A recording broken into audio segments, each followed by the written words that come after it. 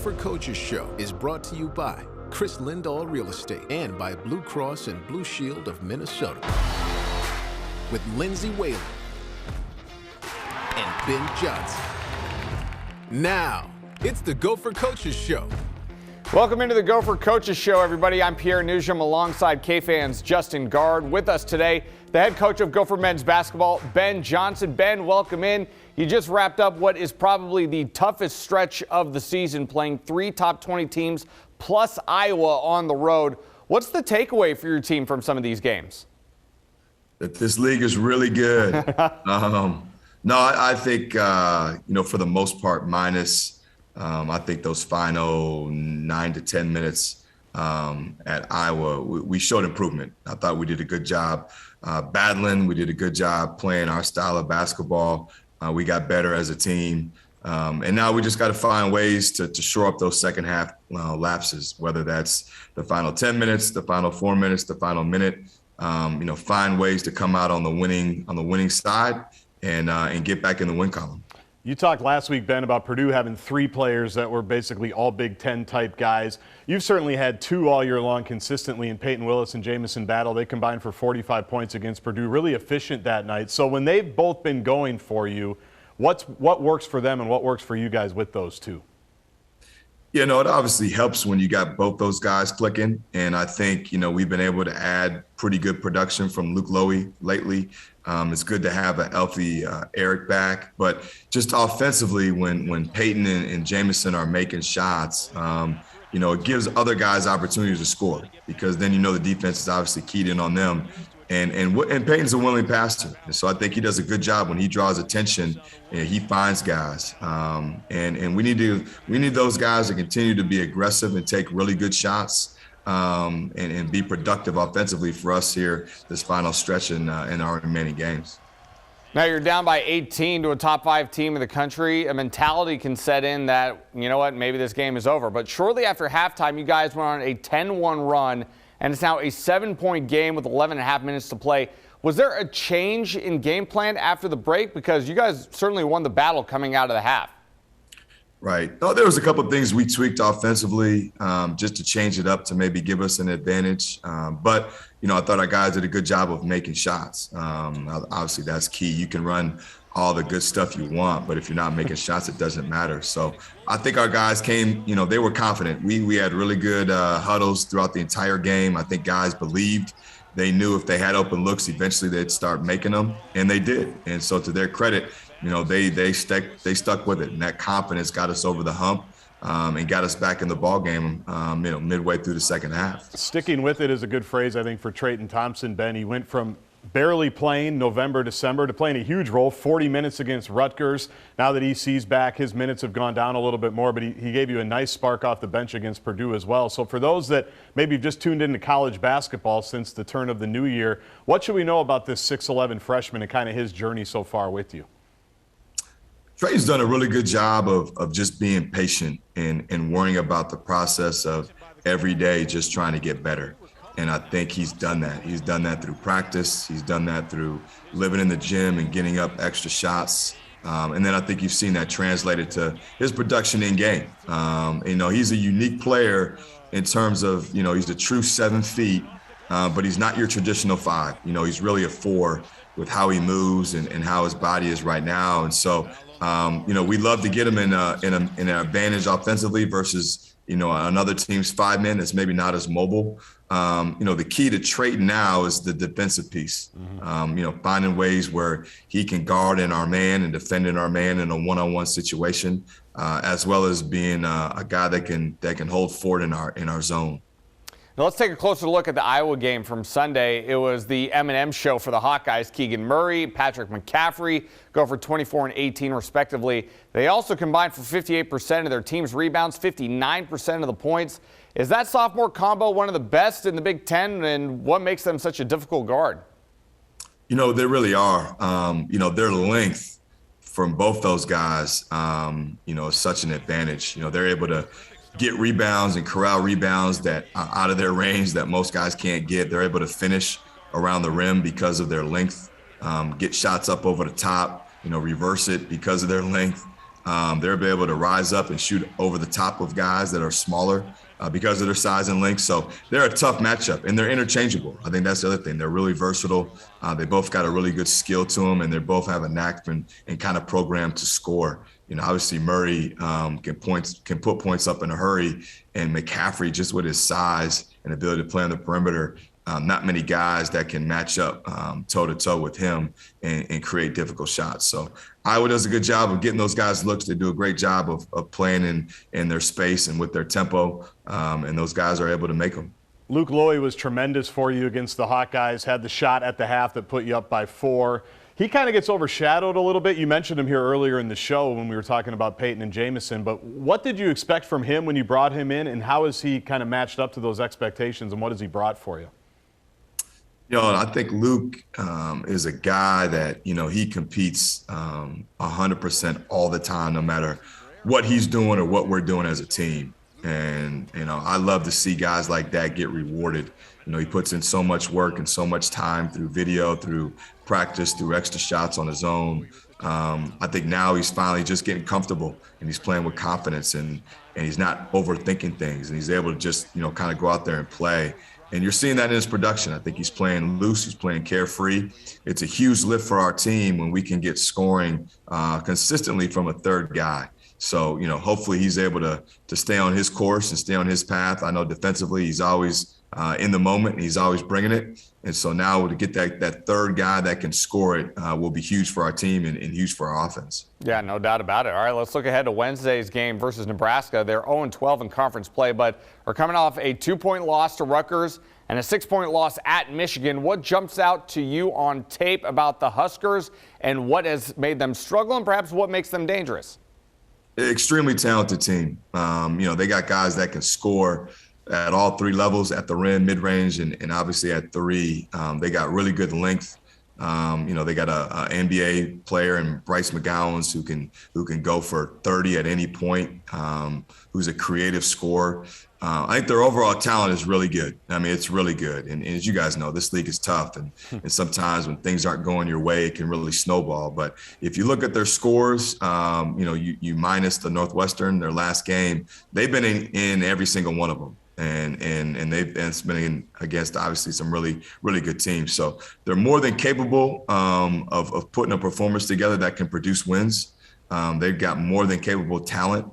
They got a bench that's older, that can come in and make plays and give them offense and give that production. So, we're going to have our hands full. We're going to have to do a great job defensively of keeping guys in front and not making it a game of one-on-one. And in the Big Ten, like you mentioned, it's a tough league. So it's rare to see a freshman just roll in and average 17 a game. In McGowens, as you mentioned, he scored 20-plus points in 4 straight games. He's 6'7", and can kind of do a little bit of everything. So you mentioned he's a little elusive and a little creative. So what are the challenges with him? It's just that. It's, his versatility to get his shot off because of his length and size. There's a reason why he's high on the draft boards. I mean, he's got that type of talent. He's got that type of athleticism. He's an explosive player. And I think with guys that are creative scorers, it's always tough because they got their ball in their hands. He's obviously got kind of a green light with how they play.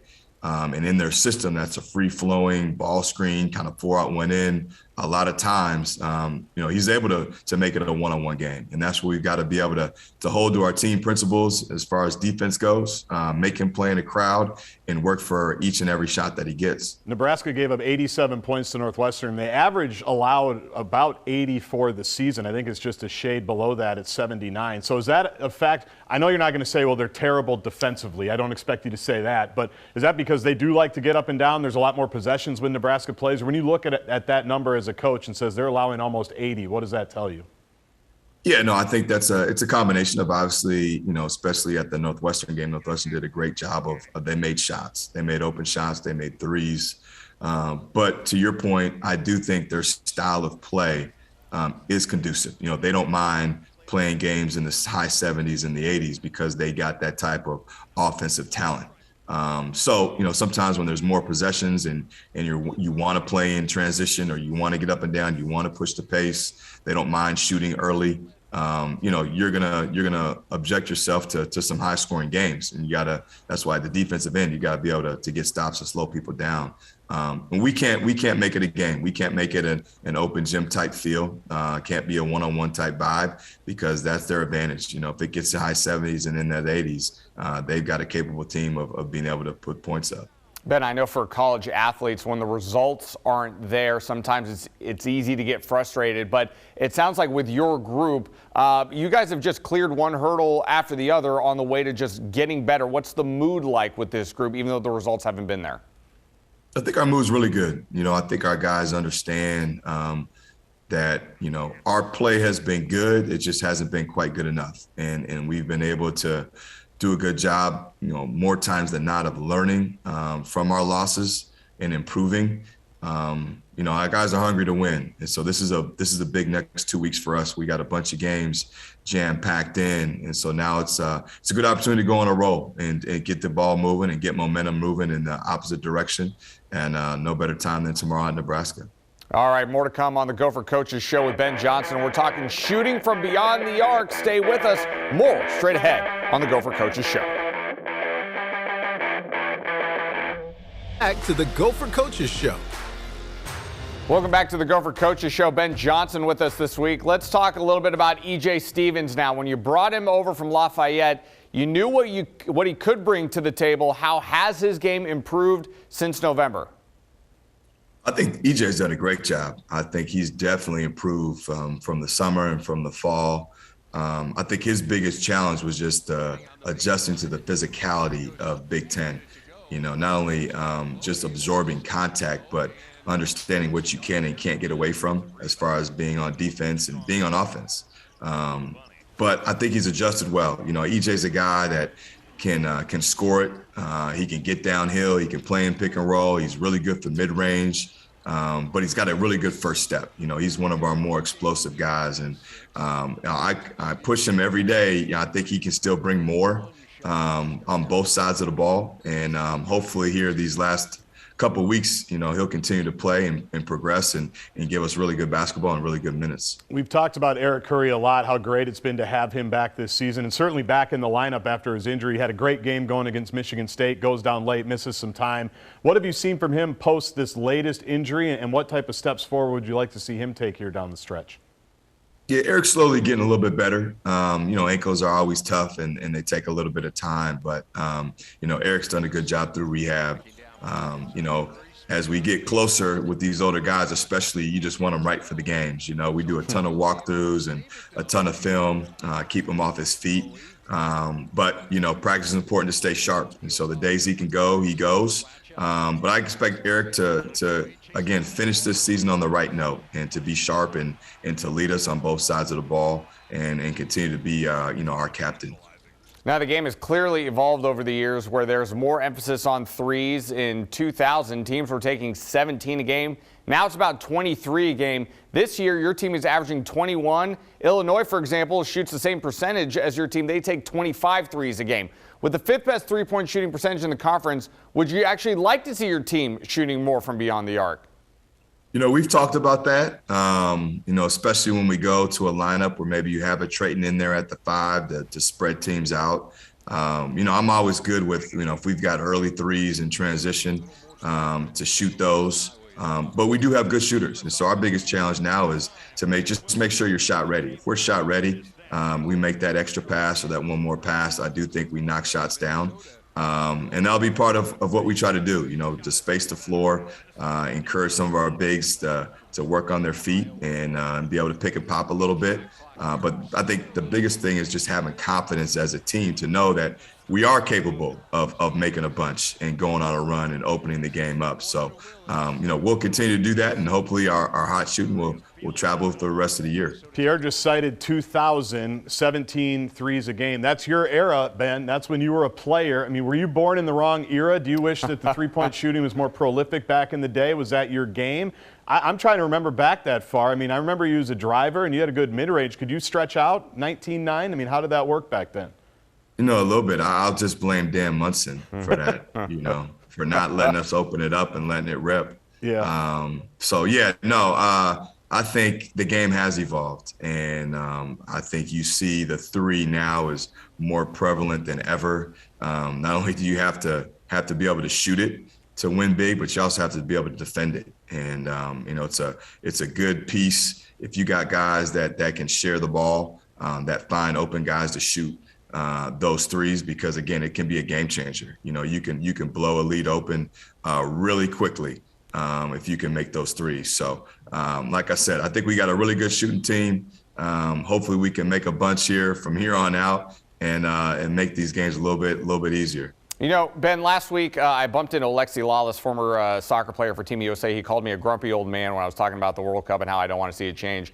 I'm going to bring out that grumpy old man again here today. Are the mathematicians ruining the game? Are we chucking up too much threes at this point? Where's the passing? Where's the backdoor cutting and the beauty of this game? Is that going by the wayside? I think, from my perspective and my opinion, I do think we get caught up so much in like three or layup, and that's all you can have. And I think it's great, if you got guys that can shoot it, like Steph Curry and Golden State, that's like the 1%, and I know they've made it popular, but they've got some of the elite shooters in NBA history. So for them, it makes a ton of sense. Sure. But I think, when you're able to shoot from all parts of the floor, it's, to me, why would you limit yourself? So, I don't try to look at it like that, maybe because I was kind of a mid-range type of guy. I see a lot of value in that, and I think we got guys that can make that shot. So we'll take advantage of all 94 feet. All right, I'll stop trying to be a grumpy old man now. All right, we'll move on from that. Stick around, more with Gopher men's basketball coach Ben Johnson. We're taking a closer look at the balancing act of being aggressive on the hard court, coming up next. Watching the Gopher Coaches Show. Welcome back to the Gopher Coaches Show, everybody, joined by Ben Johnson. Being the aggressor in Big Ten games goes a long way, but there's a balance to that as well. Your team has shown spurts of that, but what can be done to make that a more consistent part of the flow of the game? I think just continue to develop as part of our mindset, as part of our DNA. Got to be something of that who we are. I think the chance always favors the aggressor. And I think it's just a mentality thing. And I think once you get that mentality and that mindset going, I think it's on both sides of the ball. You become aggressive and attacking defensively, and that translates to aggressive, a confident downhill offense. 4 of the next 5, Ben, are against Penn State, Nebraska, Northwestern, teams that are kind of in that lower half of the Big Ten. You've just been through the gauntlet of some of the top-ranked teams in the country. How do you stop your team from being fans like Pierre and me and saying, oh, those are games the Gophers should get. Those are games that are winnable on this schedule. They should be the favorite in some of those. How do you block all of that out and make sure that every game's treated like the Purdue game, the Michigan State game, et cetera? Yeah, we talk a lot about, we're not at a point in our program where we can take anybody lightly or think that, we can walk into any type of game situation, regardless of opponent's schedule or who they might be, or what their record is. So, we just want to go out there and compete and get better. I told our guys, we don't need to put a bunch of pressure on ourselves now that we got to win all these games, the second half against quote unquote, bottom half teams. Our pressure is we've got to compete every single day. Our pressure is we've got to make sure we pay attention to details on both sides of the ball. And our pressure is that we got to give max effort. And I think if you worry about all those things and you worry about playing good basketball and getting back to playing really good basketball and what that means for us, I think, opportunities for wins will come. But we definitely don't look past anybody here. One of the themes all season has been you have an experienced group. They may have all just gotten here this past season, but they've played elsewhere. Peyton's obviously been here a couple of different times. So is that helpful? Is it nice to have an experienced group that's been through it? And also, as you said, a group that does have a chip and does have something to prove, coming up a level in a lot of cases. Does that help as you do try to take it game by game here moving forward? It definitely helps. And I think especially this time of year, January is a long month, whether you win or lose. It's a long month in college basketball. And then you hit February and you're kind of in the dog days where you've had a bunch of practices. You've been, around each other for a long time. And it's also towards the end of the year. So there's a lot of kind of distractions from all different areas. And it's always good to have older guys that have gone through kind of the dog days, so they help get through them the right way. And so you can get through them on a positive note and continue to build and to grow and to get better and to be productive and get wins. And so those guys have shown tremendous leadership, maturity through these times. And I think they want it to keep going. You know, that's always the worry. You get to this point of the season, and if you got a bunch of seniors, you know, are they looking ahead to what's next for them, or do they want to keep going? And we got a bunch of guys in our room that just want to keep going. Well, Ben, I know this is the Gopher Coaches Show. We like to talk a lot of basketball here. There is a big game coming up on Sunday, though, so we have to ask you. Cincinnati Bengals, LA Rams. Have you been watching any football? Do you even have time to watch football? Who do you like on Sunday? Yeah, I'm going heavy Cincinnati. All right. Wow. I'm going heavy Cincinnati. Xavier got to you, right? Your time in Cincy. You felt it. I was there for 3 years. I work with a guy that's about as diehard Bengal fan as you're ever going to come across. So it kind of, it's got me. He's got they got a little small piece of my heart. So I'm hoping they can get a big time win on Sunday. Right. Joe Burrow's your guy. His statement this week, it could have come out of your mouth. Do your work in the dark, basically, or work in silence, right? Don't tell everybody about it. Just go about and do your work. And Joey Burrow, unbelievable. Do you have a score prediction, Ben? You know what? We're going to go 38-31. Wow. I'm going to write that down. Okay, 38-31. 38-31, Ben Johnson. So Ben likes the Bengals, and he likes the Bengals to cover, too, obviously. That's that sort of thing. Don't be shocked. Don't be shocked. You heard it here first from the Gopher men's head coach, Ben Johnson. 38-31 Cincinnati over the Rams on Sunday. Ben, we appreciate you taking the time for us again. We'll see you all next week right here for more of the Gopher Coaches Show.